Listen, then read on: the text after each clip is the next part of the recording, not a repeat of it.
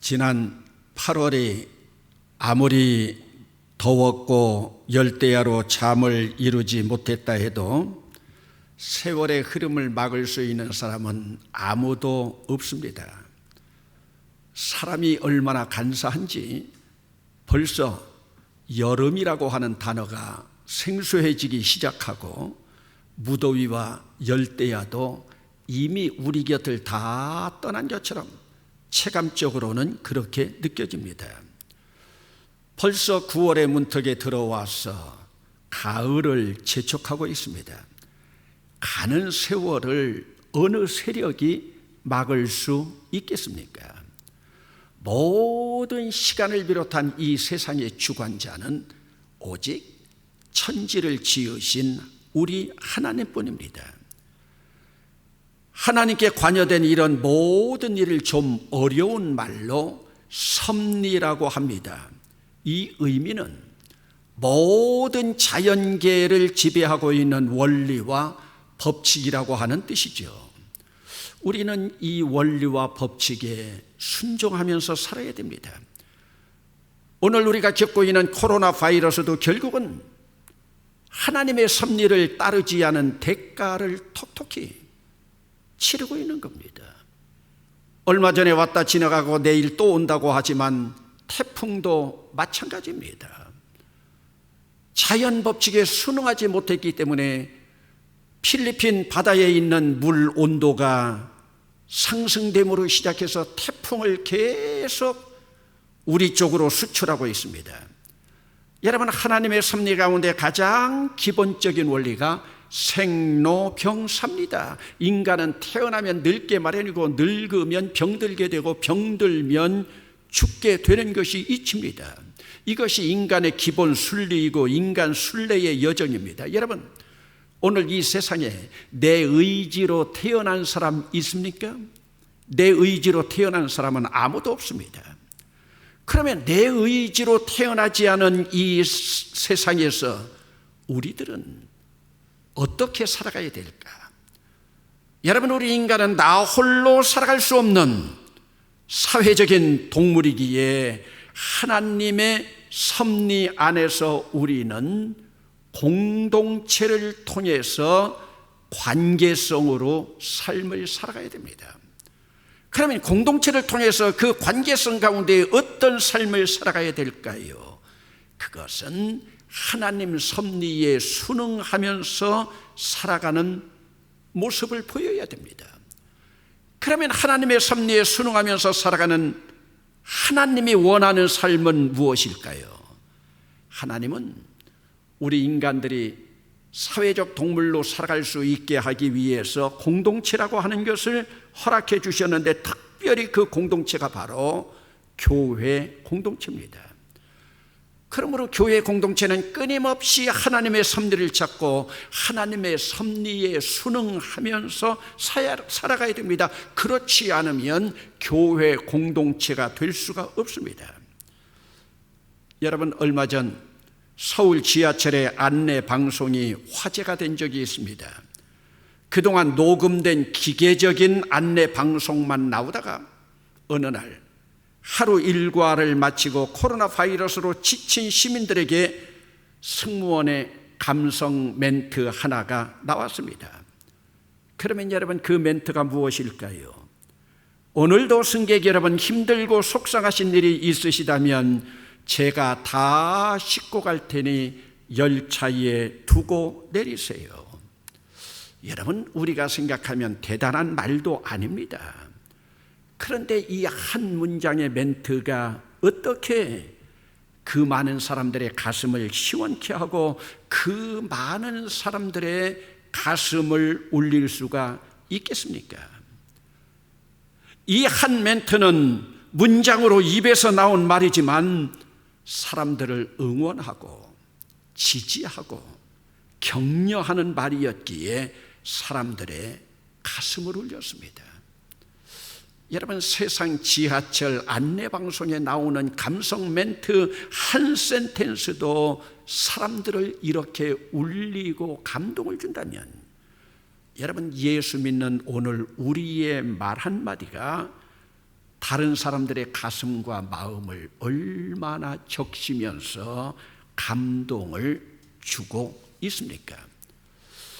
여러분, 오늘 본문은 오늘날 그리스 지역인 마게도냐의 선교를 거쳐서 아테네를 지나서 아가야의 주도인 고린도 교회에 보내는 편지입니다. 여러분, 초대교회 가운데 고린도 교회가 사도 바울의 속을 가장 많이 썩인 공동체입니다. 여러분, 신앙생활했던 여러분들은 오늘 고린도 하면은 제일 먼저 머리에 떠오르는 이미지가 무엇입니까? 고린도 하면은 제일 먼저 떠오르는 이미지가 파당입니다. 여러분, 조그만 공동체에 바울파, 아볼로파, 그리스도파, 게바파로 네 당파가 싸움질을 하고 있었습니다. 여러분, 교회 안에 파당이라고 하는 것은 교회 파멸의 시작입니다. 요즘 우리 주변의 교회들 가운데서도 보면은 담임 목사파다, 원로 목사파다, 장로파다, 이런 파당 가운데 어려움을 겪고 있는 교회들이 있어요. 수백 명 모이던 교회가 파당으로 교회 운영까지도 어려워진 상황이 되었습니다. 여러분, 그리고 고린도라고 하면 어떤 이미지가 떠오릅니까? 고린도라고 하는 이름 가운데 제일 먼저 떠오르는 이미지는 음란입니다. 그리고 우상숭배입니다. 그들은 음란과 우상숭배의 달인들이었습니다. 여러분, 제가 왜 그들을 공동체라고만 말하면서 교회라는 용어를 사용하지 않는지 압니까? 여러분, 파당으로 싸우고 음란과 우상숭배의 달인들이 모여있는 그러한 곳은 교회가 아니기 때문입니다. 여러분, 목사가 있다고 교회가 아닙니다. 십자가 달렸다고 교회가 아닙니다. 당회가 있다고 교회가 아닙니다. 교회는 예수 그리스도를 나의 구주로 믿고 그의 삶을, 그를 따르는 자들의 공동체입니다. 그런데 여러분, 당시 고린도 교회는 사도 바울이 가르쳐준 그 진리와 정반대로 굴러가면서 교회의 역할을 감당하지 못하고 있었습니다. 그러다 보니까 여러분, 교회 지도자인 바울을 비난하고 대적하고, 그뿐입니까? 바울이 파송한 디모데까지도 평안히 대하지 않았잖아요. 그러기에 바울이 가슴 아파하면서 제발 사람의 마음을 시원케 하는 사람이 되라고 권면하고 있습니다. 여러분, 오늘 여러분은 다른 사람의 마음을 시원케 하는 사람입니까? 답답하게 하는 사람입니까? 아니면 오늘 여러분 주변에 여러분들의 마음을 시원케 하는 사람들 누가 있습니까? 여러분, 오늘 본문은 고린도 교회에 보내는 첫 편지이면서도 마지막 인사 부분입니다. 오늘 본문 가운데 보면 바울의 칭찬받는 인물이 있어서 여러분들에게 소개하려고 합니다. 그들 가운데 바울이 아가야 지역에서 처음 전도 여행으로 갔을 때 복음을 처음으로 받아들였을 뿐만 아니라 복음을 처음으로 받아들이면서 자기 집을 내어주어서, 여러분, 초대교회는 모두가 가정교회에서부터 시작하지 않았습니까? 자기 집을 예배당으로 내어준 스데바나입니다. 스데바나라고 하는 이 인물은 자기 집을 예배당으로 내주고도 성도들을 잘 섬겨갔습니다. 지금 이 스데바나가 교회 노릇을 감당하지 못하고 있는 고린도에 있는 인물 가운데 바울의 뇌리에 가장 인상적으로 남아 있습니다. 여러분, 주의 종에게 추억으로라도 이런 이미지로 남아진다는 것이 얼마나 기쁨이고 영광이겠습니까? 여러분, 예수님의 12제자 가운데 사랑의 사도가 누굽니까? 예수님의 12제자 가운데 사랑의 사도라고 하는 인물은 요즘 우리가 최후의 만찬이라고 하는 그림에서도 드러나고 있지만, 누가 뭐라고 해도 사도 요한입니다. 사도 요한이 순회 전도자로 있을 때 가장 훌륭한 교인으로 사도 요한의 뇌리에 기억되고 있던 인물이 누구인지 압니까? 요한 3서에 보면은 데메드리오라고 하는 인물이 나옵니다. 요한 사도는 순회 전도하면서 가는 곳마다 데메드리오를 칭찬했습니다. 반면에 사랑의 사도였던 요한도 으뜸되기만을 좋아하면서 순회 전도자들을 맞아들이지도 않고 전도자들을 맞아서 대접하는 사람들까지 비방하면서 교회 공동체를 무너뜨린 디오드레베 그를 책망합니다. 그러면서 사도 요한이 뭐라고 말하고 있습니까? 내가 가면 그의 행한 모든 일을 잊지 아니하리라. 내가 가면 그가 행한 악한 일을 잊지 아니하리라. 여러분, 사랑의 사도라고 하는 사도 요한이 얼마나 원한에 맺혔으면 그 이름에 인물까지 거론을 해서 지금 2000년 동안이나 성경을 읽는 사람들에게 비난을 받게 하고 있겠습니까? 여러분, 오늘 우리는 오고 간 주위의 종들에게 칭찬받는 교인들인가, 책망받을 만한 교인들인가? 물론 바울이 칭찬한 인물은 아가야의 첫 열매였던 스데바나뿐만이 아니라 브나다드와 아가이고라고 하는 인물도 함께 있습니다. 그러면 여러분, 이들이 특별히 칭찬을 받은 이유가 무엇입니까? 그들은 주의 종이었던 바울을 시원하게 해준 인물들입니다. 여러분, 특별히 주의 종인 바울을 시원하게 한 것이 무엇입니까? 여러분, 오늘 본문 모두가 17절 말씀을 한번 보세요. 17절 말씀 가운데 보면 그들이 너희의 부족한 것을 채웠습니다. 여러분, 다른 사람의 부족한 것을 채워주는 사람이요. 여러분, 이 3인방은 고린도 교회 교인들의 부족한 것을 채워준 인물들입니다. 여러분, 성경에서 부족한 것을 채워주는 사람을 배필이라고 합니다. 일반적으로 부부를 배필이라고 부르죠. 왜 그럴까요?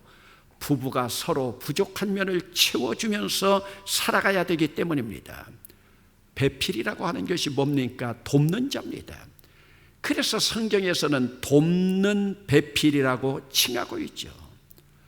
그래서 여러분, 부부가 서로 돕지 않으면 진정한 배필이 아닙니다. 여러분, 우리 주변에 진짜 배필이 누구입니까? 서로 도우면서 부족한 면을 채워주는 사람입니다. 여러분, 얼마 전 우리 교회에서 우리 교회 가까이에 사업체가 있는 박재동 집사와 박영미 집사 부부가 신장 이식 수술을 성공적으로 마치고 퇴원했습니다. 남편인 박재동 집사가 신장이 좋지 않아서 일주일에 3번씩, 그것도 한 번 가면 4시간씩 피를 갈아 넣는 투석을 하고 있으니 여러분, 쉬운 일이겠습니까? 일상을 다 빼앗기고 아무 일도 하지 못하는 상황입니다. 그런데 여러분, 어쩌면 그 부인인 박영미 집사의 신체의 모든 부분이 남편과 딱 맞게 떨어져서 신장을 공여했습니다. 얼마나 천생배필입니까? 눈물이 날 만큼 감동적이 아닙니까? 여러분, 그뿐이에요. 1년 전에는 최익항 장로와 이인숙 권사 부부가 이식 수술에 성공하지 않았습니까? 천생배필입니다. 서로의 부족함을 채워주는 사람, 이런 사람은 언제나 감동으로 남아있는 사람들입니다. 여러분, 오늘 우리들은 서로 부족함을 채워주고 있는 자들인가? 아니면 나의 부족함을 채워달라고만 주장하고 있는 사람들인가? 여러분, 어떤 공동체든지 부족함을 알고 채워주는 사람은 사명의 사람입니다. 그러나 그 부족함을 알면서도 모른 채 하는 사람은 사명의 사람이 될 자격이 없습니다. 하나님 앞에 사명으로 살아간다고 하는 것이 얼마나 대단한 일인데요. 여러분, 가령 예를 들어서 어떤 교인이 우리 교회는 사랑이 없다고 떠벌리고 다닌다고 합시다. 그러면 우리 교회가 사랑이 없다고 하는 것을 그 교인이 발견했다면 그것은 하나님이 그 사람에게 교회의 약점을 발견하게 하신 거예요. 여러분, 어떤 사람은 교회 다니면서도 이 교회가 사랑이 있는지 사랑이 없는지도 모르고 지내고 있는데 그 교인에게 사랑이 없다고 느껴졌고 사랑 없는 것이 보여졌다.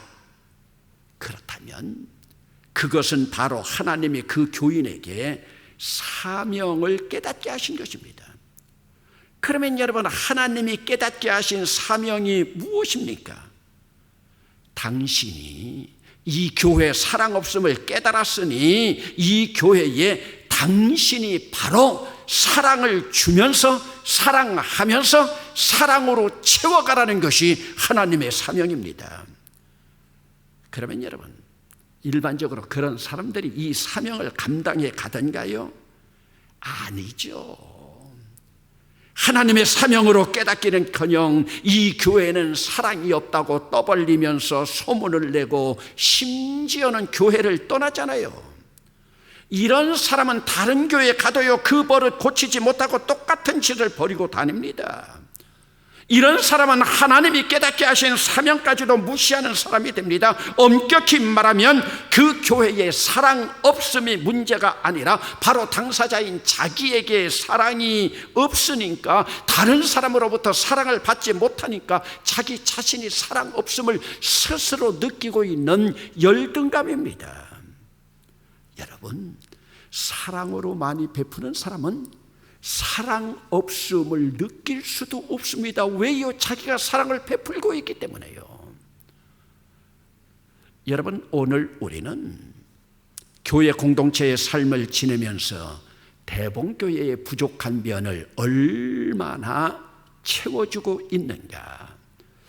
담임 목사가 찬양이 좀 서투르니 그 찬양을 채워주는 사람, 교회 학교 봉사자가 부족하니 그 부족함을 채워주는 사람, 중보기도팀이 나이 든 사람들로 구성되어 있으니 젊은 내가 들어가서 그 부족함을 채워주는 사람, 생명나무 카페 봉사자가 부족하니 부족한 자리를 채워주는 사람. 여러분, 하나님이 얼마나 기뻐하시겠습니까? 오늘 우리는 이런 자들입니까? 이런 사람들이 교회에 꼭 필요한 공동체의 일원이 되어야 됩니다. 이런 사람들이 바로 하나님의 마음을 시원케 하는 사람입니다. 그러면 여러분, 시원치 않은 사람들은 어떤 사람들입니까?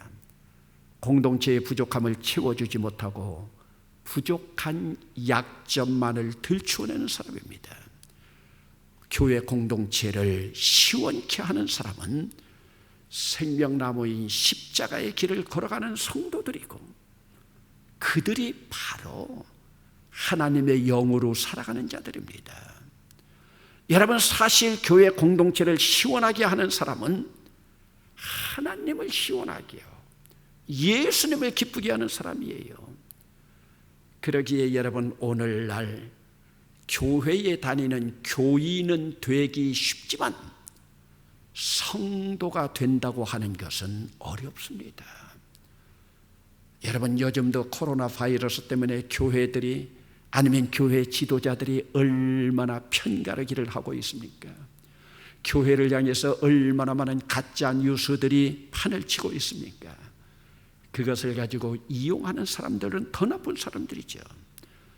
여러분, 제가 교회 공동체에서 제일 싫어하는 사람들이 누군 줄 압니까?